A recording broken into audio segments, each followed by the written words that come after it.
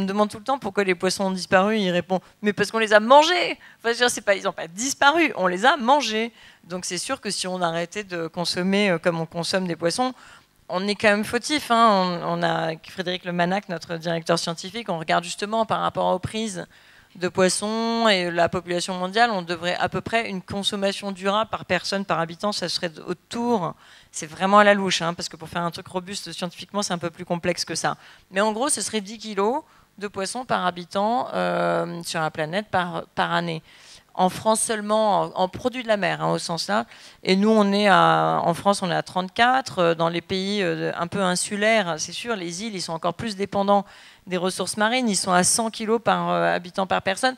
Donc voilà, à Hong Kong, par exemple, la Chine, vous savez, ils aiment vraiment très forte tradition culinaire. Ils préparent d'ailleurs très très bien les produits de la mer, faut dire.